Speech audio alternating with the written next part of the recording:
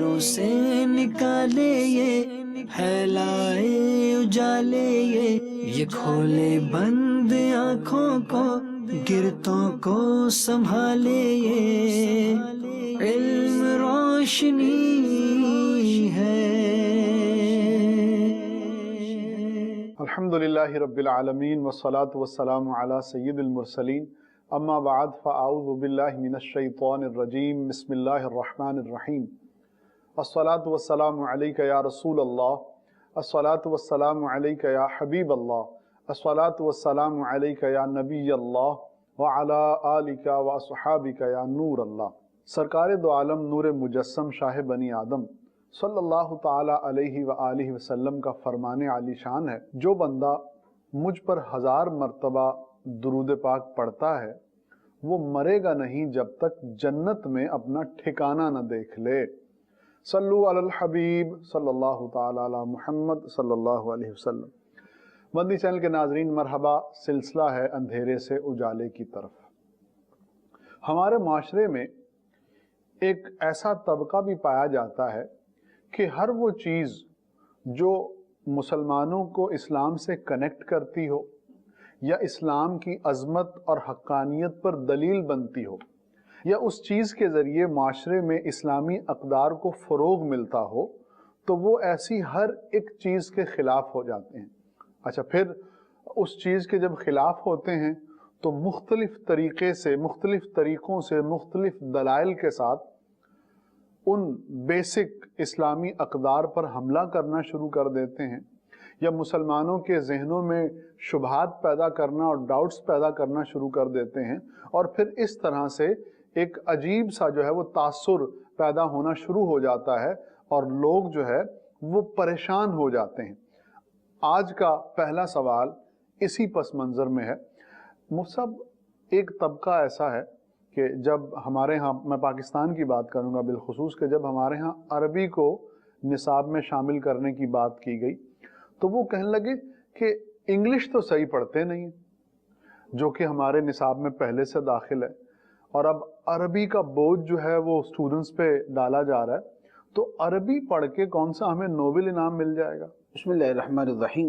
آپ نے جو بات تمہید کے طور پہ کہی ہے وہ بڑی درست ہے اور واقعیت اور حقیقت کے مطابق ہے کہ ایک طبقہ ہے جو لبرلز کہلاتا ہے اور ایکسٹرا آرڈنری لبرلز کہلاتا ہے، سیکولرز کہلاتا ہے، کہ اسلام سے تعلق رکھنے والی ہر چیز سے ایک قسم کی ان کو چڑ ہو جاتی ہے، اور یہ جب بغض و کینہ کسی آدمی کے دل میں ہو تو اس کی یہ کیفیت ہوتی ہے کہ اسے دوسرے کی ہر شے ہی بری لگنا شروع ہو جاتی ہے۔ اس کی عام دنیاوی چیزوں کے اندر بھی بڑی مثالیں ہیں کہ دشمن کی خوبی بھی عیب نظر آتی ہے اور دوست کا عیب بھی ہنر نظر آتا ہے۔ تو بات یہی ہے کہ آپ نے جو نصاب کے حوالے سے بات کی کہ ہمارے ملک میں نصاب کے اندر، کریکلم میں، سلیبس کے اندر عربی زبان کی تعلیم کو شامل کیا گیا، اس کے اوپر بہت سارے لبرلز لوگوں نے اعتراضات کیے، اور ان اعتراضات میں سے یہ جملے بھی ہیں کہ بھئی انگلش کب سے نصاب میں شامل ہے، وہ تو صحیح طریقے سے ہمارے لوگوں کو آتی نہیں ہے، عربی پتہ نہیں کس خوشی کے اندر ان کے اوپر ڈال دی ہے، اور عربی پڑھ کے ملنا کیا ہے، کون سا نوبل پرائز مل جانا ہے اس سے۔ ٹھیک، تو بات یہ ہے کہ عربی زبان جو ہمارے ملک کے اسکولوں کے نصاب میں شامل کی گئی ہے، اس کا مقصد بنیادی ہے کیا؟ اس کا بنیادی مقصد صرف عربی زبان نہیں ہے، بلکہ اصل قرآن اور حدیث کی سمجھ اور اس کی تعلیم ہے۔ بہت خوب، ٹھیک ہے۔ نصاب کے اندر عربی زبان اسی لیے شامل کی گئی ہے کہ قرآن مجید عربی زبان میں ہے، بلسان عربی مبین، روشن عربی زبان میں، تو جب عربی آتی ہوگی تو قرآن مجید کا سمجھنا اور اس کا فہم جو ہے وہ آسان ہو جائے گا۔ تو اصل مقصود تو قرآن مجید ہے۔ اب جن لوگوں کو اس پر اعتراض ہے، ان لوگوں کو اصل اعتراض عربی زبان پہ نہیں ہے، ٹھیک ہے، ان کو اصل اعتراض اس کے اوپر ہے کہ ہمارے اسکولوں کے اندر بھی قرآن مجید کو اتنا زیادہ ڈال دیا، اللہ، ٹھیک ہے، اس کی جگہ اگر غیر مسلموں کے بتوں کی کہانیاں ڈال دی جاتی، ٹھیک ہے، اگر اس کی جگہ دیوی دیوتاؤں کے قصے کہانیاں ڈال دیے جاتے ہیں جو ہمارے بہت سارے نصابوں میں ہیں، ٹھیک ہے، ہمارے لڑکوں کے، بچوں کے، بچیوں کے نصابوں کے اندر باقاعدہ دیوی دیوتاؤں کے، یونانی دیوتاؤں کے، دیویوں کے کہانیاں موجود ہیں، اس پر کبھی ان ان پڑھوں کا اعتراض نہیں ہوا۔ ٹھیک ہے۔ اعتراض کب شروع ہوا کہ جب قرآن مجید کی باری آئی کہ اب ہمارے نصاب کے اندر قرآن مجید بھی شامل کیا جائے گا، تو اب آ گیا کہ جناب انگلش تو پہلے آتی نہیں ہے، اوپر سے عربی کا بوجھ بھی ان کے اوپر ڈال دیا۔ تو بات یہ ہے کہ یہ ایک اسلامی ملک ہے، یہاں پر یہاں کی اکثریت مسلمان ہے، مسلمان کا قرآن کے ساتھ بڑا گہرا تعلق ہے، قرآن اس کا دین و ایمان ہے، قرآن پہ ایمان رکھنا فرض ہے، قرآن کا سمجھنا اس کی دینی، اسلامی اور ایمانی ذمہ داری ہے، اور اس کے سمجھنے کے اندر عربی زبان بہت زیادہ معاون ہے۔ قرآن مجید کی سمجھ ہوگی، عقیدہ درست بھی ہوگا، مضبوط بھی ہوگا۔ قرآن مجید کی سمجھ ہوگی تو ہماری اخلاقیات بھی درست ہوں گی، ہمیں حلال و حرام کی تمیز بھی ہوگی۔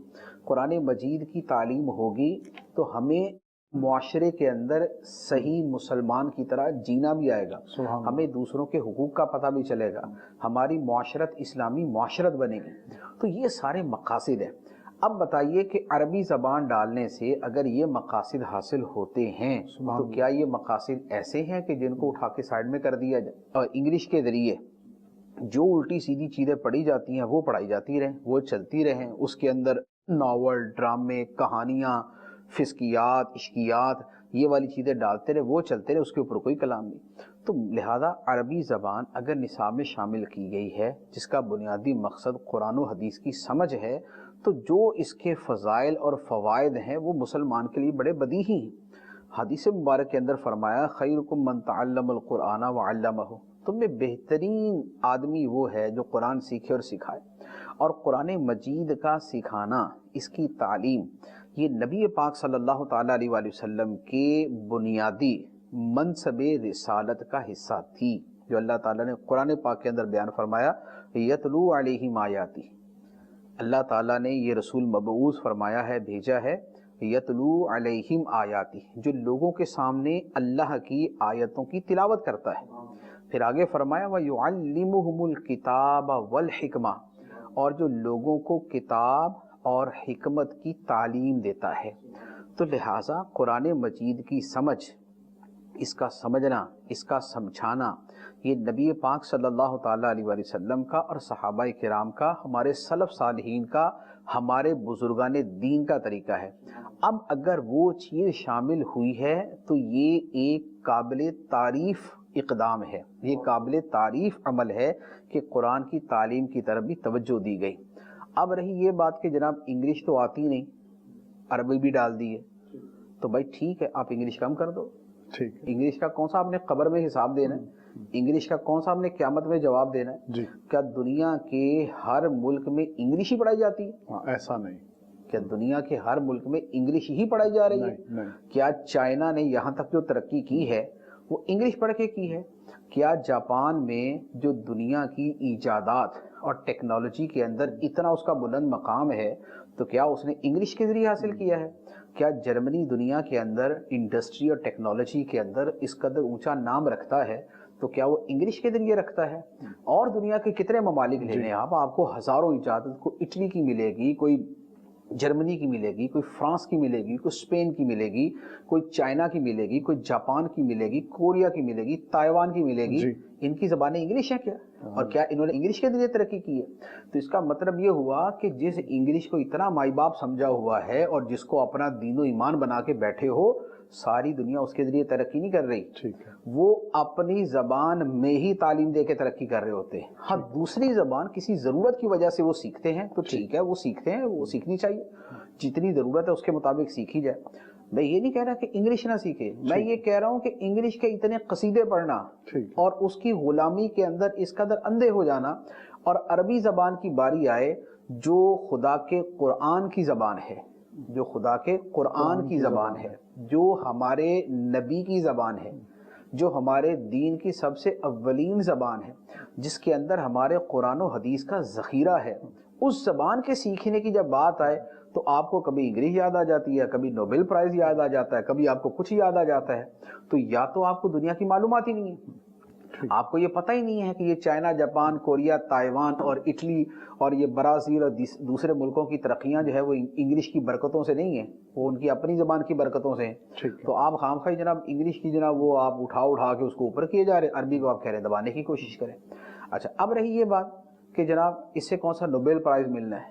ٹھیک ہے جی، اب نوبل پرائز قبر میں لے جائیے گا، فرشتوں کو نوبل پرائز ہی دکھائیے گا کہ جناب دیکھیں مجھے تو دنیا کے اندر انگریزی کے نوبل پرائز ملا ہے۔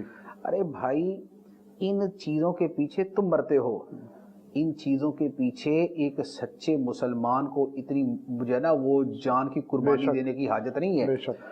یہ دنیا میں پرائز، اس طرح کے پرائز تو ان کو بھی امن کا پرائز اس کو دیا جاتا ہے جو دنیا میں قاتل ہوتا ہے جی، اور ایسی بہت سی مثالیں ٹھیک ہے، میں نام لے کے بتا سکتا ہوں لیکن میں نام نہیں عرض کرتا، لیکن ہر بندہ سمجھتا ہے کہ بھائی یہاں پر تو امن کے پرائز ان کو دیے جاتے ہیں جو پرلے درجے کے قاتل ہوتے ہیں۔ تو اس پرائز کی خاطر آپ کی جناب رال ٹپکنا شروع ہو جاتی ہے اور آپ جناب بے قرار ہو جاتے ہو۔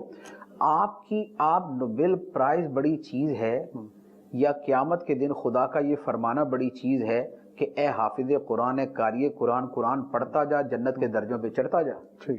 وہ جنت کے درجوں کا چڑھنا وہ بڑا ہے یا یہ جو چند کروڑ روپے کا نوبل پرائز ہوتا ہے یہ بڑا ہے؟ یہ نوبل پرائز بڑا ہے یا قیامت کے دن وہ جو اللہ تعالیٰ حافظ قرآن کے والدین کو تاج پہنائے گا نور کا، جس کی چمک سورج سے زیادہ روشنی والی ہوگی، وہ والا انعام زیادہ بڑا ہے؟ تو لہذا ہمارے نزدیک تو وہ والا انعام زیادہ بڑا ہے۔ ابھی میں آج یا کل کی بات ہے، میں اخبار پڑھ رہا تھا، پاکستان کا ایک بڑا ہی معروف آدمی ہے، ڈاکٹر صاحب ہیں، وہ بلا سود قرضے دیتے ہیں، بلا سود قرضے دیتے ہیں، اور اس فیلڈ کے اندر انہوں نے اس قدر کام کیا کہ اب دنیا نے ان کو پہچان لیا، اب وہ دنیا میں ان کو ریکگنائز کر لیا کہ جو انقلاب یہ بندہ لے کے آیا ہے ایسا دنیا کے اندر کہیں نہیں آیا۔ سبحان اللہ۔ وہ جو ڈاکٹر صاحب ہے ان کو کوئی پرائز دینا تھا، اسی طرح کا نا غریبوں کی خدمت کا پرائز دینا تھا، تو ان سے کسی نے کہا کہ جناب آپ کو یہ والا پرائز تو مل گیا، کچھ ہی عرصے میں آپ کا نام نوبل پرائز میں بھی آ جائے گا، آپ کو وہ بھی مل جائے گا۔ تو انہوں نے پتہ کیا جواب دیا؟ انہوں نے کہا مجھے نوبل پرائز نہیں چاہیے، خدا کی رضا چاہیے۔ اللہ اللہ، سبحان اللہ۔ اگر خدا کی رضا مل گئی تو سب کچھ مل گیا۔ سبحان اللہ۔ یہ میں اپنی آنکھوں کا پڑا ہوا اس ڈاکٹر، مسلمان ڈاکٹر کا بیان میں آپ کو سنا رہا ہوں۔ سبحان اللہ۔ تو جن لوگوں کی نظر خدا کی رضا پہ ہے، سبحان اللہ، ان کی نظر میں یہ 2 ٹکے کے انعامات جو ہیں وہ کوئی حیثیت نہیں رکھتے۔ آپ خدمات سر انجام دیں، اللہ کی رضا کے لیے آپ کام کرتے، جن کو نوبل پرائز ملتا ہے اگر اچھے کام پہ ملتا تو اچھی بات ہے، ٹھیک ہے، اچھے کام پہ ملتا تو اچھی بات ہے، ہم اس کو ڈینائی نہیں کر رہے، لیکن بات یہ ہے کہ اس کے اوپر ایسا ایمان رکھ کے بیٹھ جائیں کہ خدا کی رضا تو تمہیں کبھی یاد نہ آئے کہ جناب عربی پڑھیں گے تو خدا راضی ہوگا، عربی پڑھ کے قرآن سیکھیں گے تو خدا راضی ہوگا، ہاں تمہیں دوسرا اور بہت کچھ پڑھ کے نوبل پرائز یاد رہتا ہے۔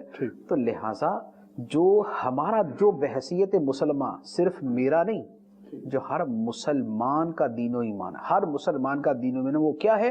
اللہ تعالیٰ قرآن پاک میں فرماتا ہے ان اللہ اشترى من المؤمنین انفسهم واموالهم بان لهم الجنہ، سبحان اللہ، بے شک اللہ نے مومنوں سے ان کی جانیں اور ان کے مال خرید لیے اس بدلے میں کہ ان کے لیے جنت ہے۔ جنت کے بدلے میں مومنوں نے، مسلمانوں نے اپنی جانیں بھی بیچ دی، اپنا مال بھی بیچ دیا۔ نوبل پرائز کیا چیز ہے؟ اللہ اللہ۔ اللہ تعالیٰ قرآن پاک میں فرماتا ہے وَمِنَ النَّاسِ مَن يَشْرِي نَفْسَهُ ابْتِغَاءَ مَرْضَاتِ اللَّهِ، سبحان اللہ، کہ لوگوں میں سے کچھ وہ ہیں جس نے اپنی جان اللہ کی خوشنودی تلاش کرنے کے اندر بیچ دی، سبحان اللہ، اللہ کی خوشنودی تلاش کرنے میں اپنی جان بیچ دی۔ تو مومن کے لیے یہ خدا کی خوشنودی، خدا کی رضا سب سے بڑی چیز ہے۔ یہ چند کروڑ روپے کے یا چند ہزار روپے کے یہ سکے اور یہ جناب یہ نوٹ، یہ ان کی کوئی حیثیت نہیں ہے۔ لہٰذا یہ والے تانے دینا کہ جناب عربی زبان سیکھے تم کون سا نوبل پرائز جیت لو گے، تو بھائی تم جا کے جیت لو، تم جا کے جیت لو، ہماری خیر ہے، ہمیں اللہ تعالیٰ کی رضا ملے گی، ہمارے لیے وہی سب سے بڑی چیز ہے۔ سبحان اللہ۔ یعنی عربی سیکھیں گے تو ہم قرآن کو سمجھنے کے قابل ہو جائیں گے۔ میں اسی چیز کو تھوڑا سا آگے بڑھانا چاہوں گا۔ ہم دیکھتے ہیں کہ زمانہ قدیم سے قرآن کو پڑھنے کی ترغیب دلائی جاتی ہے، بڑی بڑی تفسیریں لکھتے ہیں۔ اقبال جیسا بڑا شاعر بھی کہتا ہے کہ تم خوار ہوئے زمانے میں تارک قرآن ہو کر۔ تو آخر قرآن میں ایسی کیا چیز ہے کہ اگر بندہ مومن قرآن کو پڑھے اور اس کو سمجھے تو اس کی زندگی میں تبدیلی آ جائے گی اور وہ کو بہت عظیم انسان بن جائے گا؟ آخر قرآن میں ایسا کیا ہے جو قوموں کی تقدیر کو تبدیل کر دے گا؟ دیکھیں، اس پر کلام تو کئی پہلوؤں سے ہو سکتا ہے۔ قرآن مجید کی آیت مبارکہ ہے، ارشاد فرمایا ان ھذا القرآن یہدی للتی ہی اقوم، بے شک یہ قرآن اس راستے کی طرف رہنمائی کرتا ہے جو سب سے سیدھا ہے، جو سب سے سیدھا راستہ ہے، یہ اس راستے کی طرف رہنمائی کرتا ہے۔ قرآن مجید کے نزول کا مقصد بھی ہدایت ہے۔ ٹھیک ہے، اللہ تعالیٰ نے ارشاد فرمایا ھدی للناس، ٹھیک ہے، قرآن ہدایت ہے لوگوں کے لیے، یا فرمایا ھدی للمتقین، ٹھیک ہے، قرآن ہدایت ہے ان لوگوں کے لیے جن کے دلوں کے اندر اللہ تعالیٰ کا ڈر ہے۔ ٹھیک ہے، ٹھیک، قرآن پاک کتاب ہدایت ہے۔ ٹھیک ہے، اچھا، اب یہ ہے کہ اس سے ایک انسان عظیم کیسے بن جائے گا؟ تو اس کی بنیاد اور اس کی وجہ یہ ہے کہ آپ بعض اوقات تو ایک جملہ بھی بہت ہزاروں چیزوں کے لیے کافی ہو جاتا ہے۔ ٹھیک ہے، اگر آپ کسی کو یہ بولتے ہیں کہ جناب آپ محنت کرو، تو یہ ایک جملہ بھی ہزاروں پہلو اپنے اندر رکھتا ہے نا محنت کرنے کا۔ لیکن قرآن مجید کی خوبصورتی اور خوبی یہ ہے کہ انسان کی جو زندگی کے بنیادی ترین معاملات ہیں، ٹھیک ہے، کہ جن کے بغیر انسان کہلانے کے بھی قابل نہیں، ٹھیک، جن کے بغیر انسان کہلانے کے بھی قابل نہیں ہے، قرآن ان چیزوں کے اندر انسان کو انسان بننا سکھاتا ہے۔ سبحان اب اللہ، میں آپ کو اس کی مثال دیتا ہوں۔ ٹھیک ہے، ایک آدمی بہت طاقتور ہے، لیکن اس طاقت کی وجہ سے وہ لوگوں پہ ظلم کرتا ہے، اس طاقت کے ذریعے لوگوں پہ ظلم کرتا ہے۔ ایک آدمی کے پاس بہت پیسہ ہے، لیکن وہ اس پیسے کے ذریعے فسق و فجور کو عام کرتا ہے۔ ایک آدمی کے پاس اختیارات ہیں، لیکن ان اختیارات کا استعمال وہ ظالمانہ کرتا ہے۔ ٹھیک ہے، ایک آدمی کے پاس طاقت ہے لیکن وہ لوگوں کا حق چھینتا ہے۔ تو آپ دیکھیں، یہاں طاقت موجود ہے، پیسہ موجود ہے، دولت موجود ہے، اسباب اور ذرائع یہ ساری چیزیں موجود ہے، لیکن ان کا غلط استعمال اس کو انسان کہلانے کے قابل نہیں چھوڑتا۔ جی ایسے ہی، ایک آدمی قاتل ہے اور وحشیانہ طریقے سے قتل کرے تو ہم اس کو کیا کہتے ہیں کہ یار درندہ ہے، جی ایسے ہی، یہ انسانی حیوان ہے۔ جو حیوانیت کے کام کرتا ہے وہ انسانی وہ حیوان ہوتا ہے۔ قرآن اسی حیوانیت اور اسی درندگی اور بہیمیت کو ختم کر کے انسان بناتا ہے، سبحان اللہ، سبحان کیونکہ اللہ، انسان وہ ہے جس میں انسانیت ہے، انسان وہ ہے جس میں انسانیت، جس میں درندگی ہے وہ انسان نہیں ہے، ٹھیک، جس میں حیوانیت ہے وہ انسان نہیں ہے، جس کے اندر پرلے درجے کا ظلم و ستم بھرا ہوا ہے وہ انسان نہیں ہے۔ انسان وہ ہے جو دوسرے کے ساتھ اچھا سلوک کرنے والا، ہر ایک کو اس کا حق دینے والا، ظلم سے بچنے والا، مخلوق کے لیے خیر کا سبب ہے، بھلائی کا سبب ہے، لوگوں کو فائدہ پہنچانے کا سبب ہے۔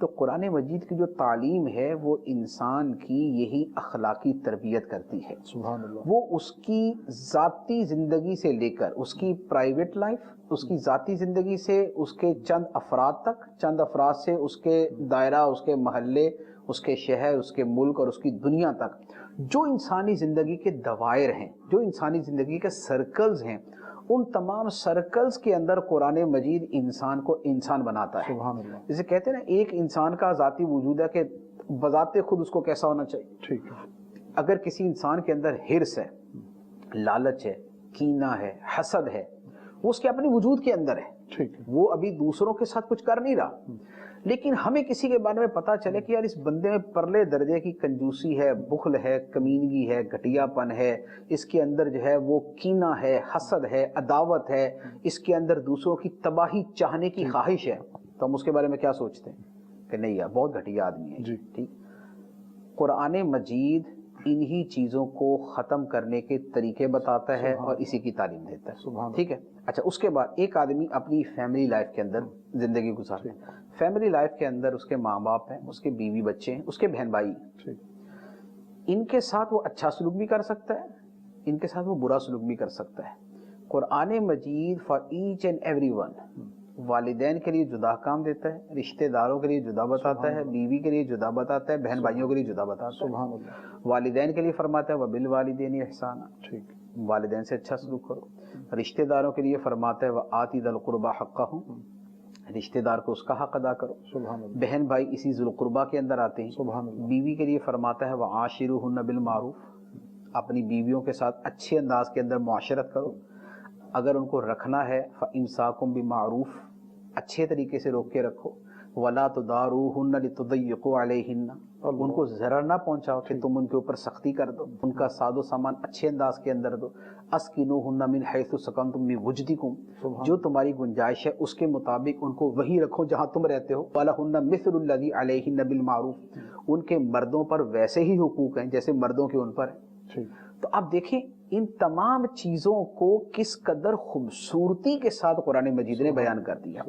تو انسان کا جو بالکل اس کا تنہا ذاتی وجود ہے، قرآن نے لِلَّتِی ہِیَ اقوم، سبحان اللہ، جو سب سے سیدھا اور سالڈ اور بہترین راستہ تھا، قرآن مجید نے اس کی طرح رہنمائی فرمائی۔ سبحان اللہ، دوسری طرف جب اس کی فیملی لائف ہے، اس کی جو گھریلو زندگی ہے، اس کے اعتبار سے بتا دیا۔ اب گھر سے باہر نکلے تو پہلے نمبر پہ پڑوسی، ٹھیک، فرمایا والجار ذی القربى سبحان والجار الجنوبی والصاحب بالجنب، سبحان اللہ، پڑوسی قریب کا ہو یا دور کا ہو یا راستے میں کہیں ویسے 2 منٹ کے لیے ساتھ بیٹھ گیا، فرمایا وہ بھی تمہارا پڑوسی ہے، اللہ، اس کے ساتھ بھی اچھا سلوک کرو۔ سبحان اللہ، سبحان تو یہ ہے قرآن مجید نے جو تعلیم دی ہے پڑوسی کے حوالے سے۔ اچھا پھر اس کے بعد آپ تمام انسانوں کے اعتبار سے لے لیں تو قرآن فرماتا ہے وَقُولُوا لِلنَّاسِ حُسْنًا، سبحان اللہ، اور سبحان لوگوں سے بات اچھی کیا کرو۔ سبحان اللہ، وَلَا تُصَعِّرْ خَدَّكَ لِلنَّاسِ، سبحان اللہ، لوگوں سے ٹیڑے منہ بات نہ کرو، ٹھیک ہے، بہت خوب، ٹیڑے منہ بات نہ کرو، اکڑ کے نہ پھرو زمین کے اوپر، دوسروں کے سامنے فخر و غرور کے ساتھ پیش نہ ہو، تکلیف نہ دو کسی کو۔ جب یہ قرآن مجید کی تعلیم ذاتی زندگی سے گھریلو اور گھریلو زندگی سے جو ہے وہ باہر کی زندگی اور باہر کی زندگی سے پوری دنیا کی زندگی کے اندر آتی ہیں تو قرآن مجید ہر جگہ پر رہنمائی کرتا ہے۔ سبحان اللہ، تو یہ ہے وہ قرآن مجید کے بارے میں جو ہم کہتے ہیں کہ قرآن مجید انسان کو بہترین انسان بناتا ہے، تو وہ بہترین انسان اپنی تعلیم کے ذریعے بناتا ہے۔ سبحان اللہ۔ مفتی صاحب نے جو جواب دیا ہے اس کو سمرائز کرنا تو بہت مشکل ہے، لیکن میں اتنا ضرور کہہ سکتا ہوں کہ قرآن مجید نے ایک انسان کو جو ہدایت چاہیے، جو اس کے لیے ضروری ہے، وہ اجمالاً یا تفصیلاً اس کو ضرور بیان کر دیا ہے۔ اور جو آدمی اور جو قومیں قرآن کے درس کو اپنا نصب العین بنا لیتے ہیں اور قرآن پر عمل کرنا اور اس کو سمجھنا شروع کر دیتے ہیں تو یقیناً وہ اللہ کریم کے قرب کی منزلوں کو پا لیتے ہیں، اور ان کی آخرت تو سنورتی ہے، اس کے ساتھ ساتھ دنیا میں بھی ان کو بہت اعلیٰ اور اونچا جو ہے وہ مقام دیا جاتا ہے۔ مدنی چینل کے ناظرین، یقیناً یہ سب سننے کے بعد آپ کے دل میں قرآن کریم کی محبت پیدا ہوئی ہوگی، اور آپ بھی قرآن کریم کو سیکھنا، سمجھنا اور اس پر عمل کرنا چاہتے ہوں گے۔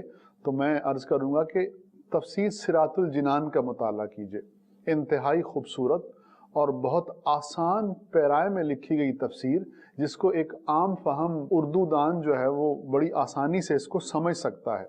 تو تفسیر صراط الجنان آپ ہدیتاً مکتبۃ المدینہ سے بھی طلب کر سکتے ہیں، اور اگر آپ چاہیں تو یہ انٹرنیٹ پر www.dawat-islami.net پر موجود ہے اور وداؤٹ اینی کاسٹ وہاں سے بھی ڈاؤن لوڈ کی جا سکتی ہے۔ سلسلے کو دوبارہ جوڑتے ہیں عربی زبان کے ساتھ۔ میں دوبارہ عربی زبان کے حوالے سے تھوڑی سی گفتگو کرنا چاہوں گا کہ عربی کی اہمیت آپ نے اجمالاً بیان کی، لیکن میں چاہوں گا تھوڑی سی اور بھی اس پر آپ روشنی ڈالیے۔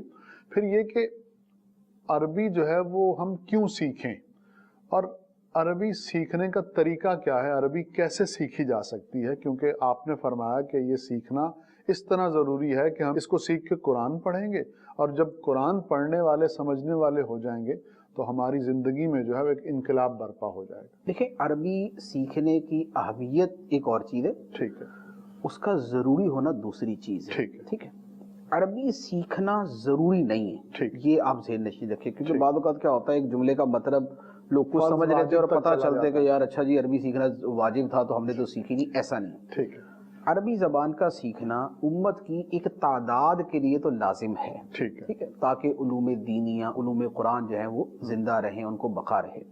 لیکن ہر امتی ہر مسلمان کو سیکھنا ضروری ہو ایسی بات نہیں ہے، ٹھیک ہے، پہلے تو یہ بات۔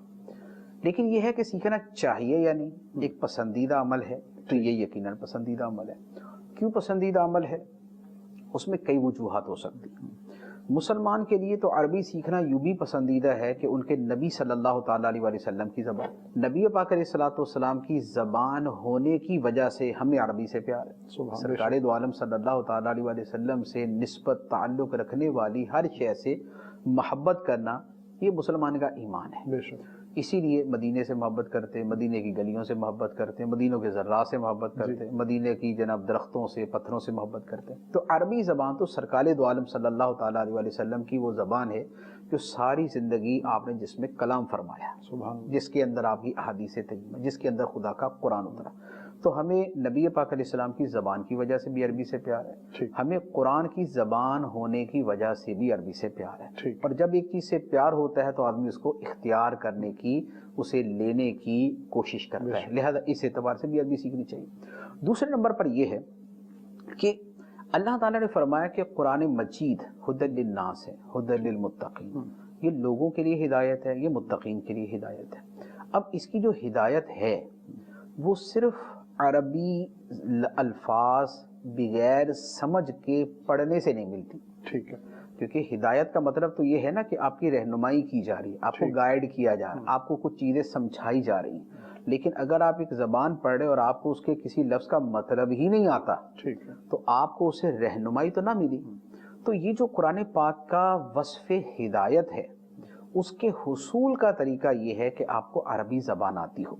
ہاں فی زمانہ اس میں ایک یہ ایڈوانٹیج ہے کہ اردو تراجم موجود ہے، تفاسیر موجود ہے، لہذا یہ مقصد آپ وہاں سے بھی حاصل کر سکتے ہیں۔ لیکن جو کسی کلام کی اوریجنل لینگویج ہوتی ہے اس کا مقام و مرتبہ بہرحال ڈیفرنٹ ہوتا ہے، ٹھیک ہے۔ دنیا کی کسی زبان کا ایک ماسٹر پیس ہوتا ہے، ہم اپنی زبان میں پڑھتے تو ہم کہتے ہیں یار یہ کیا ہے، لیکن جب اس زبان کا فہم حاصل کر کے پڑھتے تو پھر ہمیں پتہ چلتا ہے کہ اس کی امپورٹنس کیا ہے، اس کا مقام و مرتبہ کیا ہے۔ قرآن مجید کا معاملہ بھی ایسے ہی ہے۔ دوسری بات یہ ہے کہ ہمیں نماز خشوع و خضوع سے پڑھنے کا کہا گیا، ٹھیک۔ نماز تو اردو میں نہیں پڑھ سکتے، قرآن مجید کا ترجمہ تو آپ اردو میں پڑھ سکتے، نماز تو اردو میں نہیں پڑھیں گے، وہ عربی میں پڑھیں گے۔ نماز خشوع و خضوع سے پڑھنے کا حکم ہے، یہ قرآن مجید میں موجود ہے۔ الذین هم فی صلاتہم خاشعون وانھا لکبیرۃ الا علی الخاشعین، یہ آیات مبارکہ خشوع و خضوع کے بارے میں۔ خشوع و خضوع کیسے ملتا ہے، نماز میں توجہ، نماز میں انہماک کیسے ملتا ہے؟ اس کا بہت آسان طریقہ یہ ہے کہ جو کچھ آپ نماز میں پڑھ رہے ہیں اس کا مطلب آپ کو سمجھ آ رہا ہو۔ بہت خوب، کیونکہ جب آپ کی توجہ اس کے مطلب کی طرف ہوگی، اس کے معنی کی طرف ہوگی تو پھر آپ کی توجہ کسی اور طرف نہیں ہوگی۔ اسی کو خشوع و خضوع کہتے ہیں کہ نماز پڑھنے تو توجہ بھی نماز میں ہی ہو، بازار میں نہ ہو، کاروبار میں نہ ہو۔ تو اب نماز میں جو کچھ ہم نے پڑھنا ہے وہ عربی زبان میں پڑھنا ہے، اور عربی زبان کے اندر ہم پڑھیں گے، سمجھ ہمیں تب آئے گی کہ جب ہمیں وہ عربی الفاظ سمجھ آ رہے ہوں گے۔ لہذا ایٹ لیسٹ اتنی عربی یا عربی کا اتنا ترجمہ ذہن نشین ہو کہ جس کے ذریعے ہماری نماز کے اندر جو توجہ اور خشوع و خضوع ہمیں چاہیے وہ ہمیں حاصل ہو سکے۔ تو یہ ایک اس کی افادیت کا ایک سبب یہ بھی ہے۔ اچھا، دوسرا یہ تو چلے صرف اتنا سا حصہ ہوگا جتنا ہم قرآن مجید پڑھیں، جتنا ہم نماز پڑھیں گے، لیکن قرآن مجید اگر آپ پورا پڑھیں اور پورا ہی سمجھ آ رہا ہو آپ کو، سبحان اللہ سبحان اللہ، تو بتائیے جو اس کی اہمیت اور جو اس کی عظمت اور جو اس کے فوائد ہیں وہ کس قدر ہیں۔ جو قرآن مجید سمجھ کے پڑھتا ہے نا، کبھی آپ اس سے پوچھیں کہ اس کو قرآن پڑھنے میں کتنا مزہ آتا ہے، اور جو بغیر سمجھے پڑھتا ہے اس سے پوچھیں اس کو کتنا مزہ آتا ہے۔ اگر اس کی قوت ایمانی بہت مضبوط ہے، قرآن سے محبت بہت ہے اس کی، اب تو اس کو مزہ آئے گا، ورنہ جس کو سمجھ آ رہا ہوتا ہے نا اس کا مزہ ہی کچھ اور ہوتا ہے، اس کو لطف ہی کچھ اور آتا ہے۔ ہمیں اللہ تعالیٰ کا کرم ہے، ہمارے اوپر کروڑا کروڑ احسان ہے کہ مثال کے طور پہ مجھے عربی آتی ہے، میں عربی سنوں تو مجھے سمجھ آتی، میں پڑھوں تو مجھے سمجھ آتی۔ ہم نماز پڑھتے ہیں، تراویح پڑھتے ہیں، کسی کے پیچھے نماز پڑھتے ہیں، جب وہ قرات کرتا ہے تو ہمیں وہ پورے الفاظ سمجھ آ رہے ہوتے ہیں، اس کا معنی سمجھ آ رہا ہوتا ہے، اس سے جو ہمارے اندر ایک مزے کی کیفیت اور ایک لطف قرآن مجید سے اور ایک احساس ہمیں ملتا ہے وہ شاید عام آدمی کو نہیں ملتا کہ جس کو وہ چیزیں سمجھ نہیں آ رہی ہوتی. تو قرآن مجید کو سمجھ کے پڑھنا جو ہے یہ تو بہرحال عربی پر موقوف ہے کہ آپ عربی الفاظ پڑھتے جا رہے ہیں اور آپ کو پورا پورا سمجھ آتا جا رہا. اچھا پھر سمجھ کے پڑھنا بغیر سمجھے پڑھنا بھی فضیلت سے خالی نہیں. ٹھیک ہے نا, یہ تو بڑی واضح سی بات ہے. ہمیں فرمایا گیا کہ الف لام میم پہ 30 نیکی ہیں.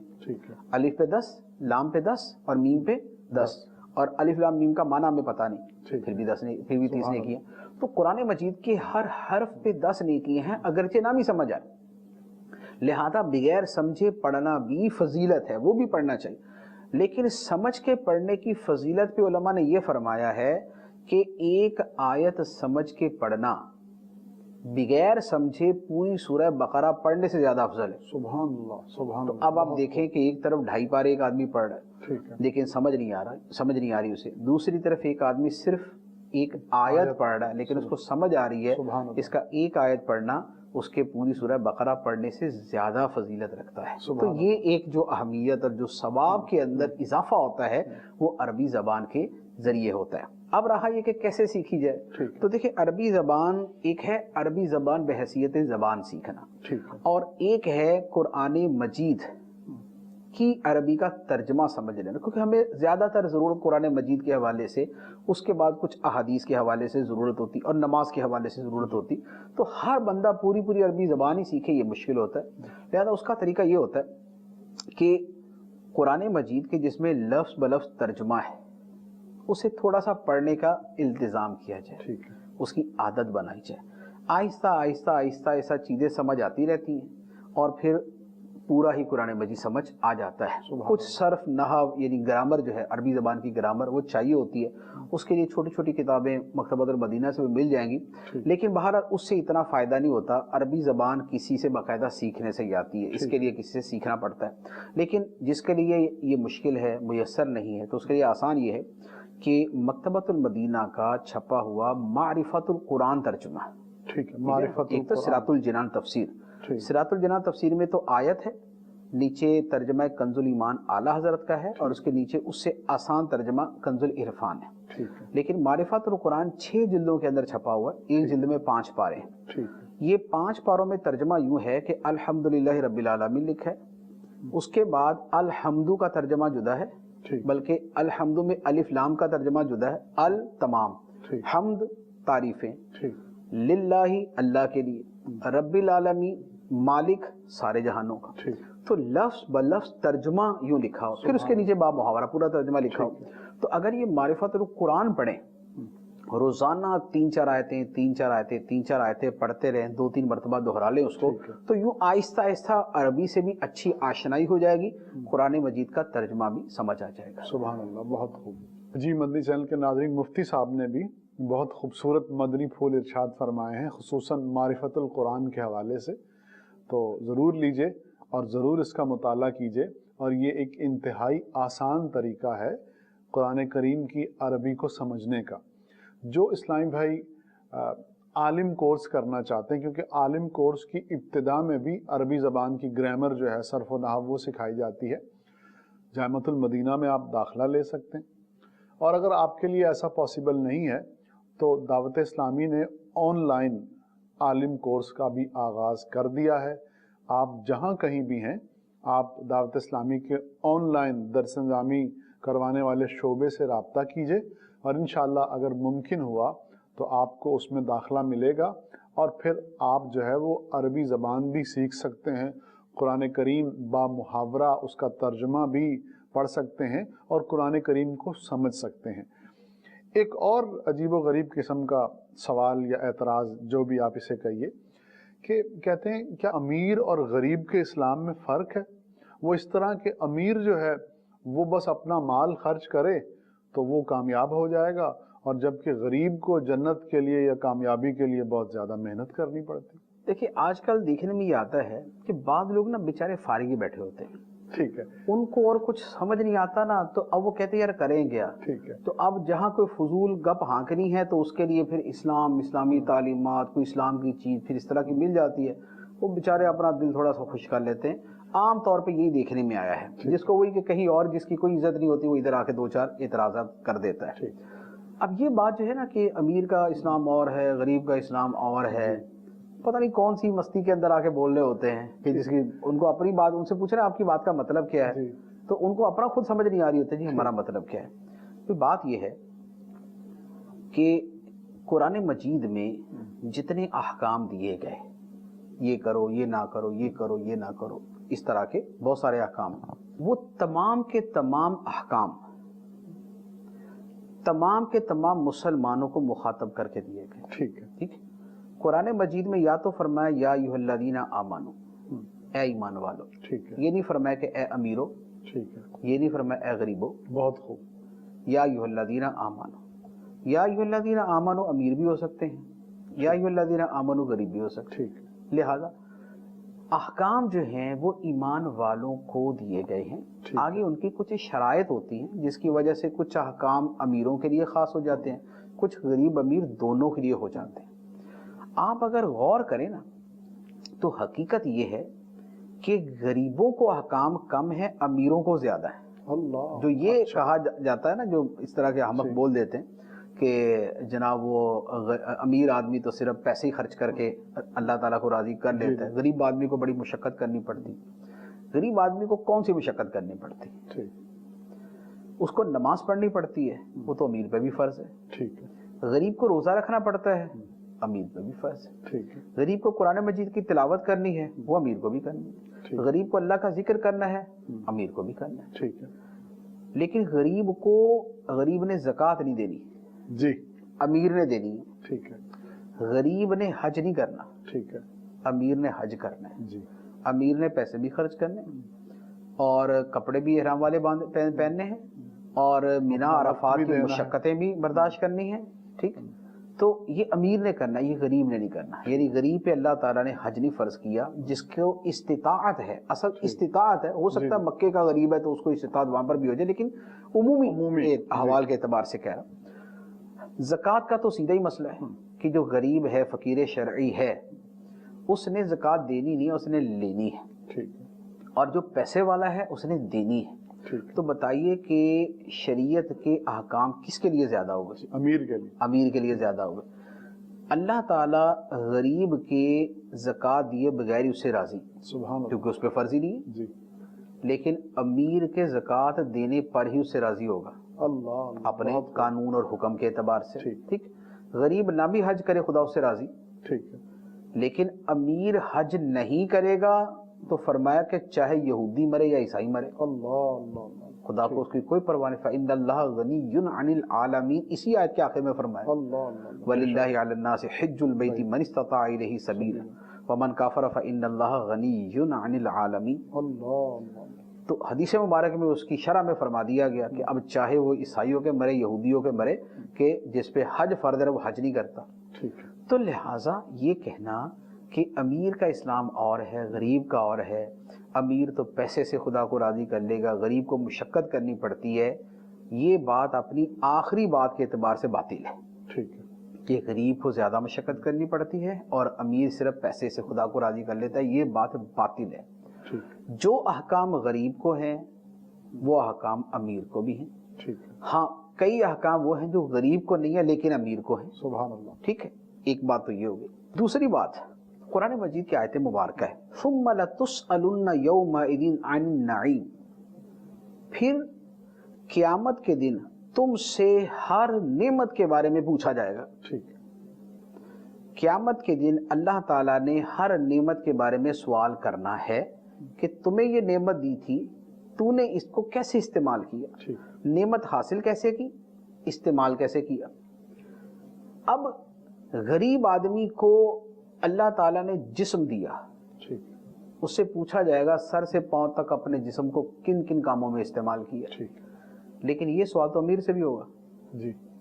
उसको भी जिस्म दिया, उसको भी आंखें, कान, जबान, हाथ, पाँव सब दिए, लिहाजा ये सारे सवाल तो उससे भी हो गए। ठीक। अब उसके बाद गरीब के पास था 10,000 रुपया और अमीर के पास था 10 करोड़ रुपया, अल्लाह, तो गरीब को तो 10,000 का हिसाब देना है, سبحان اللہ سبحان اللہ. ہر نعمت کے بارے میں پوچھا جائے گا اور مال و دولت اللہ تعالیٰ کی نعمت ہے تو لہذا وہ تو 10,000 کا حساب دے کے چھوٹ جائے گا کہ یا اللہ بڑی مشکل سے کمائے تھے اور اس کے بعد بیماری پہ خرچ ہو گئے، اگر اس نے یہی کیا تھا. لیکن امیر نے تو پائی پائی کا حساب یوں دینا ہے نا کہ یہ 10 کروڑ کہاں سے کمائے تھے، اس میں حلال و حرام کا کتنا فرق رکھا تھا، اور اس کے بعد اس کو میں نے خرچ کہاں کیا، اس سے زکوٰۃ دی یا نہیں، صدقہ فطر ادا کیا یا نہیں کیا، قربانی کی یا نہیں کی، غریب رشتہ داروں کی جن کی مدد کرنا ضروری تھا ان کی مدد کی یا نہیں، ان کو استعمال جائز کاموں میں کیا یا گناہ کے کاموں میں کیا. تو بتائیے زیادہ لمبا حساب غریب نے دینا یا امیر نے دینا؟ امیر نے دینا ہے اپنے مال کے اعتبار سے. ٹھیک ہے، دیگر نعمتوں کے اعتبار سے دوسرا دے سکتا ہے لیکن مال کے اعتبار سے امیر کا حساب زیادہ ہے. تو لہذا یہ کہنا کہ جناب غریب آدمی تو مشقتیں برداشت کر کے ہی خدا کو راضی کر سکتا ہے، جبکہ پیسے والا آدمی وہ صرف مال خرچ کر کے راضی کر لے گا، ایسا نہیں ہے. دنیاوی احکام کے اعتبار سے بھی امیروں کے احکام زیادہ ہوتے ہیں اور آخرت میں جواب دہی کے اعتبار سے بھی امیروں کی جواب دہی زیادہ ہے. اللہ اکبر. تو مفتی صاحب اسی سے ریلیٹڈ ایک سوال، it might be funny for you but I think it's very relevant, کہ امیر ہونا غریب ہونا یہ دو مختلف چیزیں اگر کسی مسلمان کو اختیار دیا جاتا ہے امیر ہونے میں یا غریب ہونے میں، تو ان دونوں میں سے کس آپشن کو وہ اختیار کرے؟ دیکھیں ایک تو ہے پریکٹیکل. ٹھیک ہے، پریکٹیکل تو یہ ہے کہ شاید 99% لوگ ٹھیک ہے جو ہوتا ہے ریالٹی امیر ہونا ہی پسند کریں گے. ٹھیک ہے، اگر ریالٹی کی طرف جائیں تو ہر بندہ بولے گا جی امیر ہی ہونا ہے. ٹھیک ہے، لیکن یہ ہے کہ اگر کسی کو آپشن ہو تو وہ کیا کرے. ٹھیک ہے. تو ویسے تو ہمارے اعتبار سے تو بظاہر ایک ممکن چیز نہیں ہوتی، لیکن کبھی کبھار اس کے امکانات بھی سامنے آ جاتے ہیں. اس وے پہ چلیں گے تو بہت پیسہ کمائیں گے، اس راستے پہ چلیں گے تو کم پیسہ ملے گا. ٹھیک، اس میں دو چیزوں کا اعتبار ہے. ایک تو یہ ہے کہ بعض اوقات کم پیسہ کمانے کی صورت میں دوسرا کوئی بہت بڑا فائدہ حاصل ہو رہا ہوتا ہے، ٹھیک، جبکہ زیادہ پیسہ کمانے کی صورت میں وہ دوسرا جو بہت بڑا دینی فائدہ ہے وہ حاصل نہیں ہو رہا ہوتا. ٹھیک ہے. ایسی صورت میں تو ہر ایک کو یہ مشورہ دیں گے ہم کہ بھائی آپ آخرت کے فائدے کو مقدم رکھیں سبحان اللہ. اور دنیا کے فائدے کو آپ پیچھے کر دیں. ٹھیک. اب مثال کے طور پہ ایک طالب علم ہے، اس نے اپنی دنیاوی تعلیم مکمل کی اور بہترین نمبروں کے اندر اس نے پاس کیا. ٹھیک. اب اس نے پاس کیا، اس کے پاس دو آپشن ہیں. ایک تو یہ آپشن ہے کہ وہ دنیاوی تعلیم میں ہی آگے بڑھے. ٹھیک. اس میں وہ ڈاکٹر بھی بن سکتا ہے، انجینئر بھی بن سکتا ہے، اس میں وہ پروفیسر بھی بن سکتا ہے، اس میں کسی دوسرے عہدے تک بھی جا سکتا ہے. دوسری طرف یہ ہے کہ اپنی اس اچھی تعلیم کے بعد وہ دین کی طرف آ جائے. ٹھیک. دینی تعلیم حاصل کرے. سبحان اللہ. دین کی تعلیم حاصل کرے گا تو لازمی بات ہے کہ جو بہت ذہین ہوگا وہ بہت بڑا عالم بنے گا. جی. لیکن پیسہ کم ہے. عالم بننے کی صورت میں دنیاوی اعتبار سے پیسہ کم ہے. ڈاکٹر بننے کی صورت میں تو پتہ نہیں وہ کتنا مہنگا ڈاکٹر بن جائے. انجینئر بننے کی صورت میں پتہ نہیں کتنا مہنگا انجینئر بن جائے. ادھر دنیا کا فائدہ زیادہ ہے، ادھر دین کا فائدہ زیادہ ہے. ادھر دنیا کا فائدہ زیادہ، ادھر آخرت کا فائدہ زیادہ. اب اگر کوئی اس اعتبار سے آپشن پوچھے تو ہم اس کو کیا کہیں گے؟ ہم اسے کہیں گے کہ آپ دین کا راستہ اختیار کرو، آخرت کا راستہ اختیار. ٹھیک ہے، ہم اس کو اس کا مشورہ دیں. دوسرا یہ ہے کہ کسی کے سامنے دونوں آپشن ہیں اور وہ دونوں آپشن یا تو دنیا کے اعتبار سے یا دونوں ہی آخرت کے اعتبار سے، قطع نظر اس کے کہ اس میں دنیا کا فائدہ اس میں آخرت کا فائدہ، یہ والا پوائنٹ اس میں نہ ہو. اب اس صورت میں کیا کیا جائے؟ دیکھیں اس صورت کے اندر دو ہمارے سامنے راستے ہیں. ایک تو یہ ہے کہ نبی پاک صلی اللہ تعالی علیہ وآلہ وسلم کو یہ اختیار دیا گیا، ٹھیک، آپ چاہیں تو بادشاہ نبی بنیں. سبحان اللہ. بہت خوب، بہت خوب. سبحان. آپ چاہیں تو بادشاہ نبی بنیں، بادشاہوں والے آپ کو اسباب جمع کر دیے جائیں اور آپ کے لیے سونا چاندی مال و دولت سب جمع کر دیا جائے. اور چاہیں تو آپ سادگی والی زندگی کو اختیار کریں. سبحان اللہ. جب یہ آپشن نبی پاک علیہ الصلوۃ والسلام کو دیا گیا تو جبرائیل امین علیہ الصلوۃ والسلام حاضر بارگاہ تھے. سرکار علیہ الصلوۃ والسلام نے ان سے پوچھا، اشارے سے ان سے پوچھا کہ تمہارا کیا مشورہ ہے؟ ٹھیک. تو انہوں نے عرض کیا کہ یا رسول اللہ آپ سادگی والی صورت اختیار کریں. سبحان اللہ. تو نبی پاک صلی اللہ تعالی علیہ وآلہ وسلم نے جو قناعت والی اور سادگی والی صورت تھی اسے اختیار فرمایا اور بادشاہوں والی زندگی سے آپ نے صرف نظر فرمایا. ٹھیک. تو اسی وجہ سے سرکار علیہ الصلوۃ والسلام پورے عرب کے ظاہری اعتبار سے، باطنی اعتبار سے تو پوری کائنات کے، ظاہری اعتبار سے پورے عرب کے حاکم بھی بن گئے. ٹھیک. لیکن آپ کے گھر مبارک کا کاشانہ اقدس کا جو حال تھا وہ ویسا ہی تھا، وہ سادگی والا، وہ تھوڑے سے جو مشکیزہ اور سادہ چٹائی اور جو ہے وہ چھوٹا سا جو ہے وہ کمرہ، وہ کاشانہ اقدس ایسا ہی تھا. آپ علیہ الصلوۃ والسلام نے اس طریقے کو اختیار کیا. اب ایک تو یہ ہے، اور یہ بیسٹ نبی پاک علیہ الصلوۃ والسلام نے جو طریقہ اختیار کیا وہ بیسٹ. یہ طریقہ بعد میں سیدنا عمر بن عبدالعزیز رضی اللہ تعالیٰ عنہ نے اختیار کیا. سبحان اللہ. کہ ان کے پاس بادشاہت آئی، حاکمیت آئی، اس سے پہلے وہ ٹھاٹ باٹ میں تھے، شہزادوں کی زندگی گزارتے تھے. سبحان اللہ. لیکن جب حاکم بن گئے، امیر المومنین بن گئے، تو یکدم 180 ڈگری ٹھیک ہے وہ دوسری طرف مڑ کر بالکل سادگی والی زندگی اختیار کر لی. تو ایک تو یہ ہے، لیکن یہ ہر ایک کے بس میں نہیں ہے، اللہ. کیونکہ یہ لازم نہیں ہے کہ تم اسی کو فالو کرو نا، ٹھیک. یہ ہر ایک کے بس میں نہیں. تو اب دو صورتیں. ایک صورت یہ ہے کہ بعض لوگوں کے لیے غربت سخت نقصان دہ ہے، اللہ. اور بعض لوگوں کے لیے پیسہ سخت نقصان دہ ہے. جی ٹھیک ہے. جی ایسے ہی. بعض لوگوں کی غربت کے حوالے سے فرمایا گیا کاد الفقر ان یکون کفرا، اللہ اللہ اللہ. قریب ہے کہ غربت کفر بن جائے، اللہ اللہ. کہ آدمی غربت کی وجہ سے کفر کا ارتکاب کر لے، اللہ اللہ. کہ بھائی مسلمان رہ کے تو کچھ نہیں ملتا، کافر بن کے، کافر لکھوا کے اپنے آپ کو بیرون ملک چلا جاؤں گا اور پیسہ مل جائے گا، سپورٹ مل جائے گی، ایڈ مل جائے گی، چیریٹی ملے گی. تو یا زبان پہ معاذ اللہ خدا کا شکوہ کہ یا اللہ کس حال میں رکھا ہوا ہے، جو بھی اس طرح کی بکبک ہو سکتی ہے. تو ہو سکتا ہے کہ فقر کفر تک لے جائے، غربت کفر تک لے جائے. اللہ. اگر کسی آدمی کی کیفیت اس طرح کی چیزوں سے ملتی ہے تو اس کے حق میں تو پیسہ لینا ہی بہتر آپشن ہے، بہتر کیا بلکہ بہت ہی اہم آپشن ہے. ٹھیک ہے. لیکن بعض لوگ ایسے ہوتے ہیں کہ جب تک پیسہ نہیں ہے نا تب تک وہ انسان رہتے ہیں. ٹھیک ہے. پیسہ آتا ہے تو شیطان آتا ہے. اللہ اللہ. جیسے قارون کے ساتھ ہوا. جی. قارون کے پاس جب تک پیسہ نہیں تھا تب تک تورات کا قاری، جی. زبردست عالم، موسیٰ علیہ الصلوۃ والسلام کے ساتھ رہنے والا، مسلمانوں کو ساتھ یعنی موسیٰ علیہ السلام کی امتیوں کے ساتھ بڑا بااخلاق گل مل کے رہنے والا. لیکن جب پیسہ آیا، اللہ.